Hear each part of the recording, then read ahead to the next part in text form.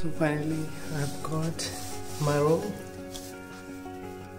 and the room number is 743 and it's in Hotel Danubius Hotel Hungary.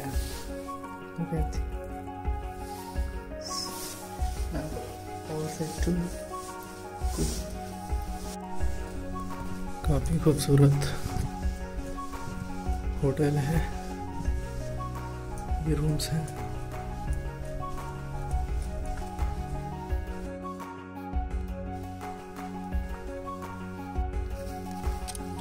To put the card inside and it's opened. Hello, there is the key.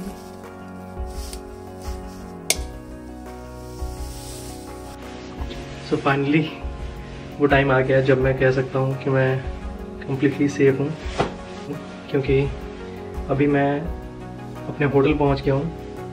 यहाँ की हंगेरी में जो Indian embassy है उन्होंने हमें railway station से pickup करा और इस डोनाबियस होटल में स्टे कराया, जो कि काफ़ी खूबसूरत है।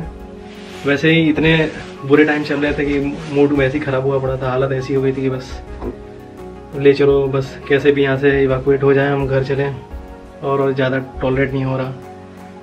खुशी थी नहीं बिल्कुल, ऐसे चेहरे पे गम छाए हुए थे चारों तरफ। तो फिर आए हमें यही लगा था शेल्टर, जैसे हमने और जगह पे देखा था कि वो किसी स्कूल में या फिर किसी ऐसी जगह पे, मतलब कॉमन फर्श के ऊपर बेड डाल के ऐसे से, हमने तो यही लगा था कि ऐसी शेल्टर होगा, बट ये एक्सपेक्ट नहीं करा था कि इस कदर की फैसिलिटीज़ ये प्रोवाइड करेंगे। तो ये सब देखने के बाद मैं I am really grateful to our Indian government.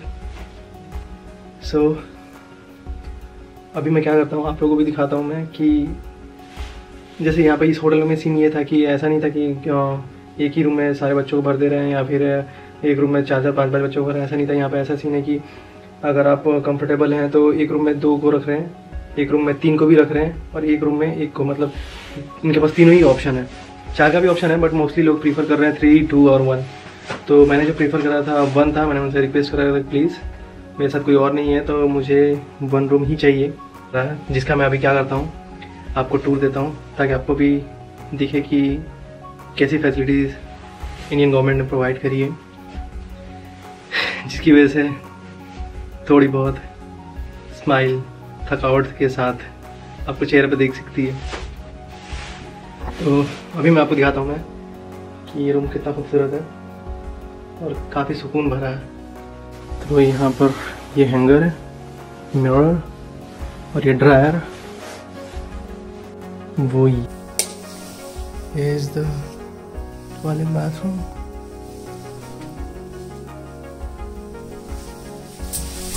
Everything is there, and here is my bed.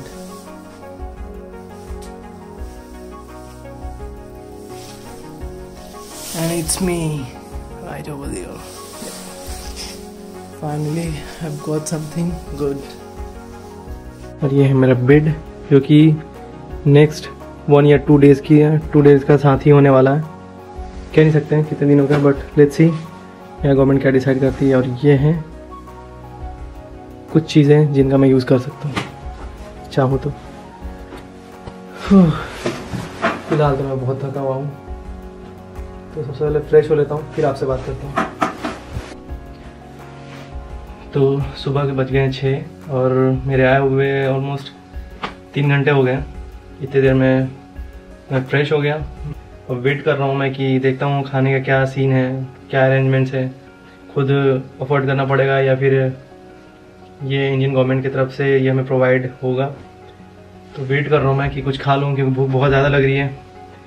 और ऊपर से 3 दिन से कंटिन्यू ढंग से सोया नहीं हूँ, ट्रेन में ऐसे ही ट्रैवल करना, कंटिन्यू 12 घंटे की जर्नी 24 घंटे में तब्दील हो जाना, काफ़ी केओस भरा था, काफ़ी एग्जॉस्ट हो गया था मैं। तो इसलिए मैंने कहा कि थोड़ा बहुत बॉडी को रेस्ट देना, आराम देना बहुत ज़रूरी है। तो फ्रेश हो लिया हूँ मैं। जिस तरह से मैं नाराज़ था कि हमारी गवर्नमेंट ने हमें इवैक्यूएट करने के लिए कीव से कोई एक्शन नहीं लिया, वहाँ से हमें इवैक्यूएट नहीं किया, मैं काफ़ी थोड़ा नाराज़ था, क्योंकि उसकी वजह से हमारी हालात ऐसे हो गए थे कि फिर हमें बगजाल जाने के लिए, फिर बगजाल से स्टेशन से फिर वहाँ से इधर आने के लिए बहुत ही ज़्यादा प्रॉब्लम्स फेस करनी पड़ी, बहुत ही ज़्यादा, हद से ज़्यादा प्रॉब्लम फेस करना पड़ा। तो मैं बहुत ही ज़्यादा एग्जॉस्टेड था।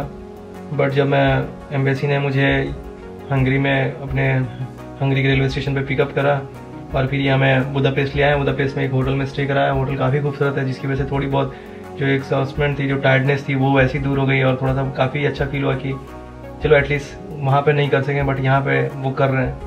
तो इस चीज़ के लिए मैं काफ़ी शुक्रगुजार हूँ कि चलो at least there is something which we can feel proud.